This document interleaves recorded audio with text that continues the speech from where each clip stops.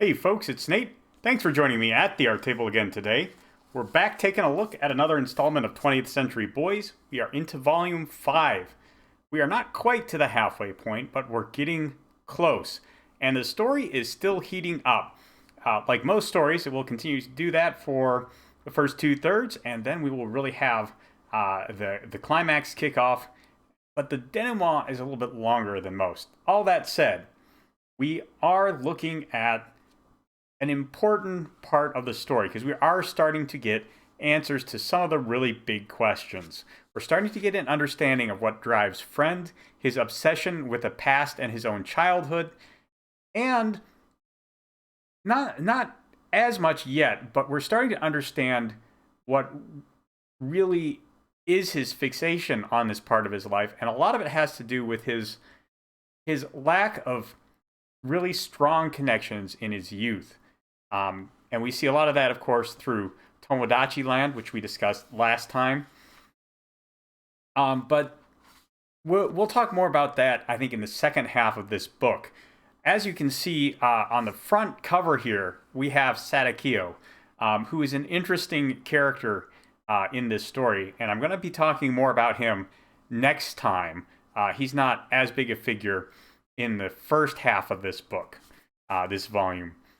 But Sadakio is an interesting character, and just like Yoshitsune on the previous volume's cover, he is appropriate to this volume. Although I think he's even more appropriate to the next volume, which I think is why we see him as a child here.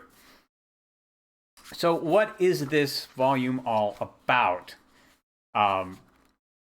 Well, there's a lot of stuff going on here, and that's not surprising because Urasawa has put a lot of things in the air. He's juggling a bunch of different plot threads right now, and none of them have quite gelled together yet. Of course, we have Yoshitsune and Kiyomi, who are at Tomodachi Land.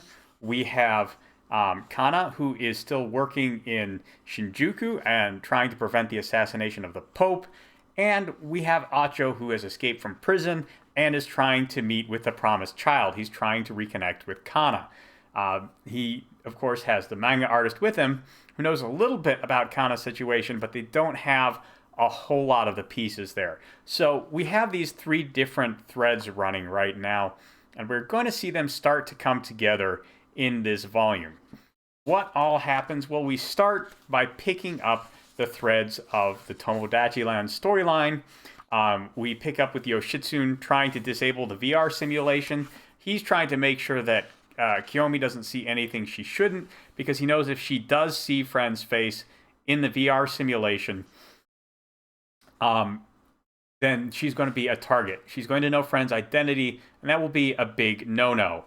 One of the things that I don't like about this story is some of the ambiguity about the VR. It does occasionally function like magic almost. And one of the things that signals that is this scene here where Yoshitsune's simulation in the VR game shows up and tries to prevent Kiyomi from seeing what's on the stairway.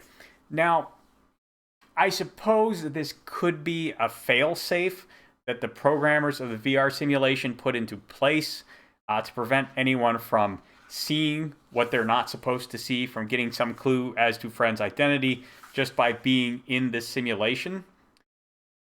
But if they wanted to do that, they could just put a safeguard in the simulation to switch it off before that could happen.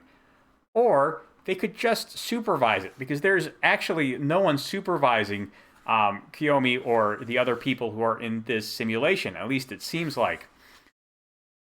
Perhaps there is a supervisor. That's a little ambiguous, and we'll get to that in a moment.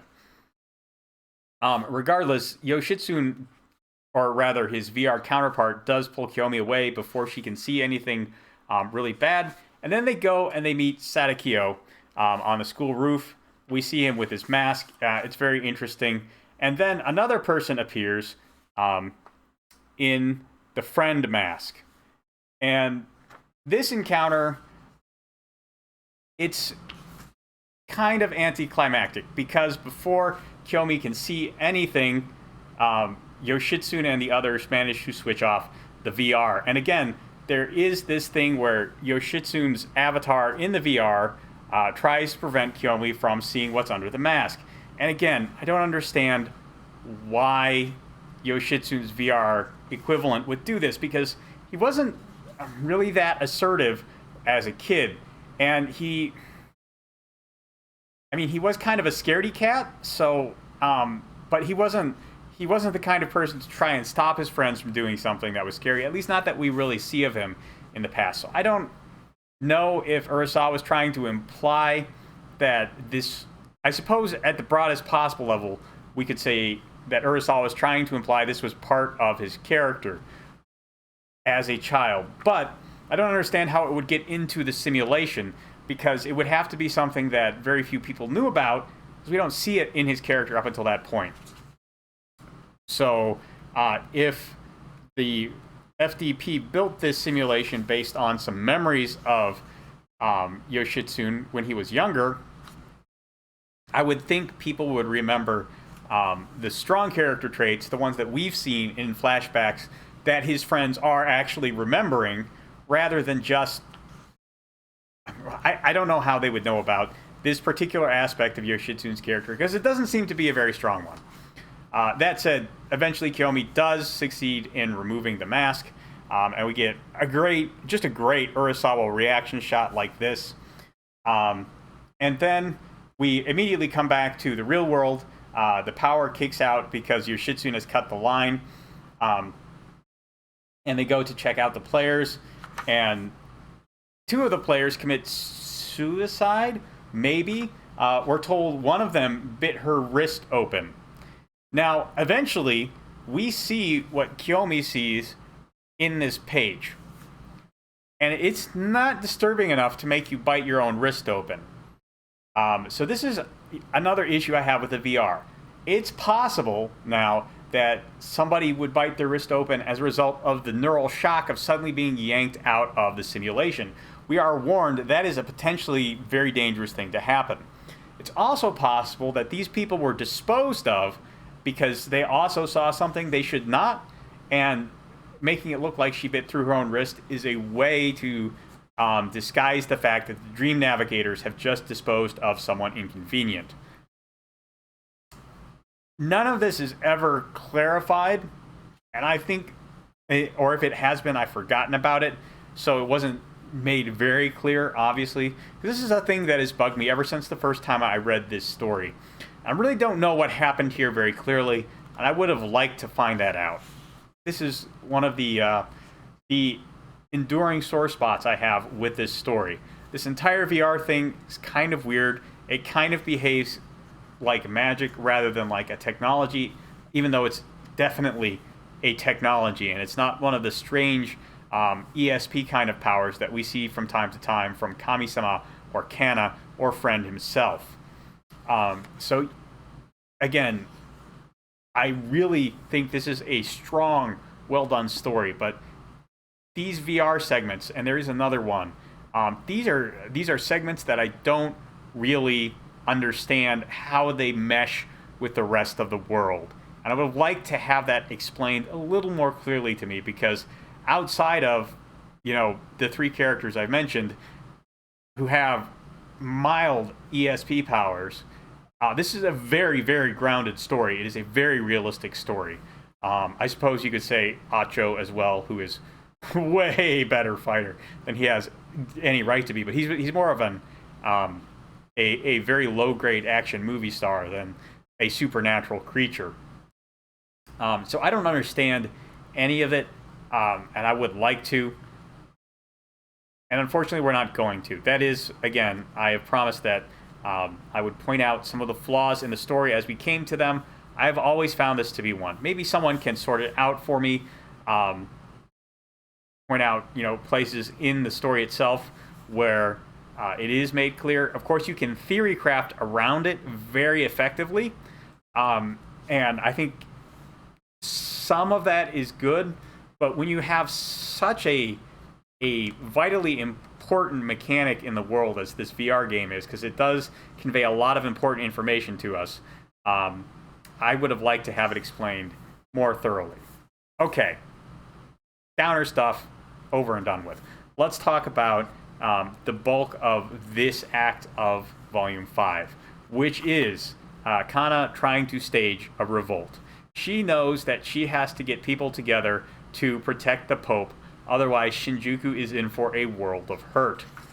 And she decides that she's going to need money.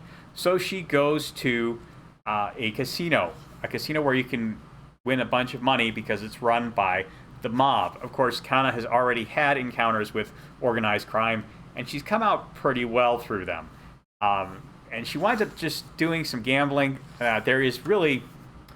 Urasawa is a master of suspense, and these stories where people are gambling through cards or slots or craps or whatever, they really require a good sense for pacing and build-up and suspense, and he handles it all really masterfully.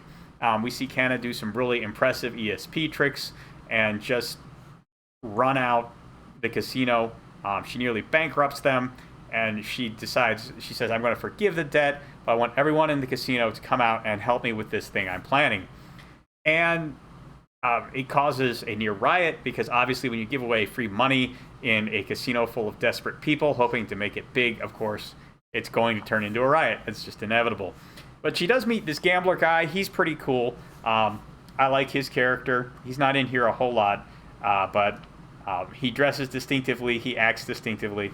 And he's a pretty good character to kind of steer Kana through this gambling den. But eventually we come to a moment when Kana has set a meeting point for all the people in the casino who are willing to help her out. And they're there waiting for someone to show up, and like no one's shown up yet.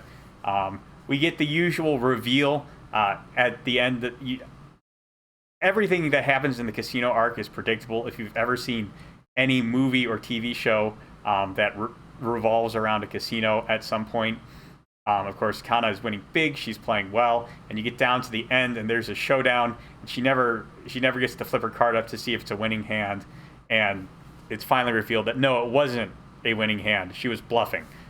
This is a very common trope, but it's executed so well. It's played perfectly, and the point here is not the gambling itself. The point is to win over a bunch of people, and Kana has shown enough guts that eventually, although it looks like no one's going to show up, we do get, the here comes the cavalry moment where a ton of people walk into the park, except instead of the cavalry, it's Yakuza, it's the Thai Mafia, it's the Triads. Maybe not the cavalry we would want, but this is what we have to work with. After this, Kana goes to Shinjuku Catholic Church, and she reveals to the priest there that she thinks the Pope is going to be assassinated when he comes to Shinjuku.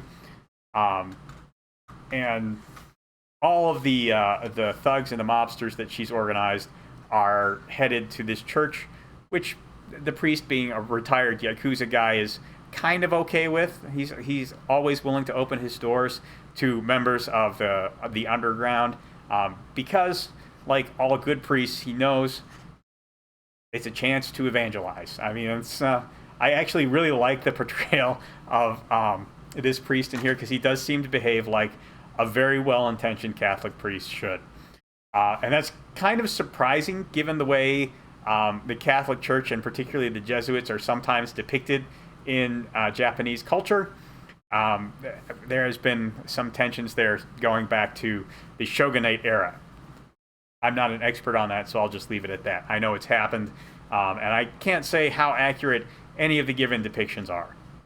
Other than that, I do know there was some violence and cruelty on both sides. Okay, so enough said about that. We get one of these interesting interludes at the police station where we see the crooked cop who is out murdering people hears about this gathering, and he takes off. And of course, he takes the station's shotgun with him, because that's his trademark weapon. Anyway, as this is all going down, Kana produces the Book of Prophecy, which is, of course, the book that Kenji and his friends wrote when they were kids that outlines the events of Bloody New Year's Eve. And she uses this to try and convince the priest of her sincerity. And that's all well and good, but this could have been skipped over, except, I mean, we could have gotten this in a recap. It could have been a line of throwaway dialogue, except Urasawa is doing something very clever here. He's creating a parallel construction. So here we have the Book of Prophecy, and then we get a flashback to 2014 when Yukiji went to visit Mon-chan as he was dying of cancer. The era now is, of course, 2014. This is a flashback to 2004, as Mon-chan is dying of cancer, and we know he's been investigating the FDP in the years since Bloody New Year's Eve, and he reveals that after a lot of work and a lot of investigation and a lot of talking to members of the Friend cult, which is not, I mean, it is the FDP at this point, but it also is a number of other things, and it is still the cult as well.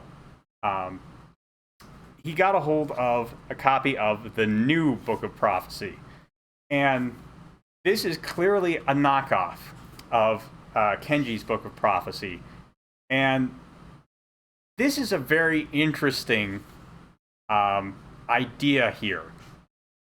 This is one of the reveals as well about our friend and the way he's motivated. Again, he's focused on his childhood. And as a child, it's very common to see your friends playing a game and to want to play it too. And if you don't feel like you can really gel with a group of kids that is playing a game, if you don't feel like you belong there, maybe you'll just try and imitate it with your own friends. And that really feels like what happened. We learn a little bit about this new Book of Prophecy as we go on, and it is an attempt to by some kids. It was written as an attempt by some kids who read the original Book of Prophecy to take that story and continue it, and also kind of co-opt it so they could be the heroes of the next volume. And that is a very common thing for kids to do. It's very common for kids to want to be the center of attention, especially when they are playing games. They want to be the active participants. They want to be doing the cool stuff. So all of this makes a lot of sense from the viewpoint of kids. But we are dealing with the FDP who took a kid's game and used it as justification for biological weapons attacks. This new Book of Prophecy may have started very innocently and very sensibly for some values of the notion of sensibleness. But we know it's not going to stop there because the FDP has already executed Bloody New Year's Eve. So the reveal of the Book of Prophecy to the priest really serves to run parallel to the reveal of the new Book of Prophecy and tell us that not everything is over yet. This could feel tacked on. It could feel like an excuse to spin the story out. But there is still so much connectivity between the events here in 2014 and what we saw in the years leading up to the year 2000 that it feels very organic. It does not feel tacked on. It feels like this was always planned to be part of the unfolding of the story. Now, there are some things, to be fair, that feel tacked on in this story, and we're going to talk about them when we get there. But it's important to draw the line here between something like this, which feels like an organic outgrowth that is an integral part of the characters and specifically the villains and the way they reacted to the heroes as they began to see, the heroes growing into their own roles. And then this is how the villains responded. That feels organic. That feels sensible. It feels like a natural part of the story. So that I like what happens with the new Book of Prophecy here, and we do eventually see a little bit of it as Acho was escaping from prison. He had a brief meeting with prisoner number 10. Now, Acho was prisoner number 3, which means he was the third person put in prison there. Prisoner number 10 is the assassin that executed pretty much all of the kills we've actually seen done by the FDP so far. You can go back and watch the videos on the early parts of the series if you want to know more about him. But he's going to Shinjuku Catholic Church because a gathering at a church in Shinjuku is part of the new Book of Prophecy. And we are told that a hero there will rise up to save the world and will be struck down. They will be assassinated. And here we see Kana. And she is rallying the troops here at Shinjuku Catholic Church. She has this bit where she shows the spoon bending trick. This is a classic Uri Geller illusion, except she actually manages to, well, we are given to understand she does it with ESP. Maybe it's a charlatan's trick. This is one thing that's never clearly explained, and I'm okay with this not being explained because it, telekinesis is never a major part of how problems are solved in this story. So it's okay to kind of leave this as maybe it's just a confidence trick to get people to believe in her. Maybe she actually has telekinetic powers. Anyways, she rallies the troops. She gets a representative from the homeless people, the Thai mafia, and the Chinese triads. They talk for a bit. Eventually, the bosses of the respective branches of the mafia show up. And of course, Kana has already talked to these two people. Of course, the Thai boss and the Chinese boss. And you'll remember, if you've been reading along, that we saw these people at the ramen shop where Kana negotiated a ceasefire so that businesses on that street could actually do business for a little bit. And this time, again, she manages to broker a ceasefire, and she will get the eyes and ears of the homeless people and the watchful eyes of these two organized crime groups to ensure that nothing bad happens to the Pope during his visit. While she is doing all of this, negotiating with these people, we finally see the police discovering their shotgun is missing, and we see our rogue police officer making his way through the crowds. Yukiji shows up as well. She hasn't had any contact with Kana since Kana went on the run, with evidence to prove that the cop with the mole is crooked, and she is trying to get to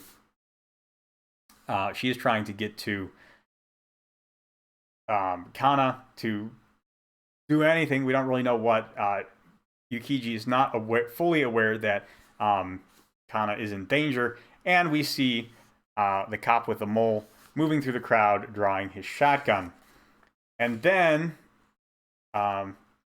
he gets shot and killed.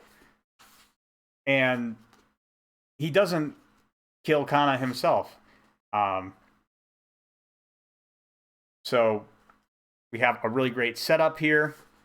We have the stained glass there. The Christ imagery with Kana right below is kind of sets her up as a savior figure, maybe, but not actually, because then Acho comes through the window and he's the actual savior figure. I do like that subtle, by subtle I mean mind-bending subversion of the visual setup there. And he's there to take the hit for Kana. And then, of course, we see the cop get shot, and he is shot by prisoner number 10. And this is fascinating because the FDP has operated through these sort of false flag operations where they set up themselves to play the hero and the martyr at once. And this is just another example of that. The new Book of Prophecy calls for a hero to rise up at Shinjuku Catholic Church and to be gunned down. So they sent the hero in and the assassin to gun him down. The problem with this setup is it's not clear how they knew this was going to happen on this day at Shinjuku Catholic Church. Because clearly prisoner number 10 was sent here ahead of time. He knew who he had to shoot. He knew he had to protect the child, the sacred child, which is what the FDP calls Kana. He knew he was doing it on behalf of the Sacred Mother, which is, of course, Kenji's older sister. And the whole thing ends with number 10 escaping on a helicopter after Acho chases him along the roof. And this is a revelation for Acho. Acho did not know a lot of this stuff. I mean, well, I guess number 10 told him about the new book of prophecy, but he did not know that the Kana's mother was returning, which is the big reveal he gets here. So that's an interesting wrinkle to put in the story. But the big thing is that we are seeing the FDP up to their old tricks here. And they are still as ruthless as ever. They are still as dedicated as ever to appearing as the good guys, even though they are doing really horrific stuff to create that impression. This also has the effect of bringing Kana and Acho together, and that's an important story beat as well. Although it's a very brief reunion for now, they both go off in their own directions after this. This is a significant step because we have brought some of our core cast of characters together, and soon they will be working together to solve problems. We'll talk more about that in the next section. All in all, this develops a lot. It tells us that the FDP still has a plan. They are not just sitting on power. They haven't just gotten to leading Japan and credit for saving the world. They have plans beyond this. Plans that are just as old and involved and childish as the first stage was, because they wrote it when they were about the same age as Kenji was when he wrote his story. All of this is very important. All of this is more than a little sinister. And it shows us that whatever is going to happen when the Pope is potentially assassinated, it has to be stopped. Because it's going to be just as bad as Bloody New Year's Eve if it's not. And that is a very dark thought indeed. Anyway, we will get more into that the next time we talk about this. That's all I've got for you today. There's a like button and a subscribe button down below. You can use those as you see fit. And I will talk to you later.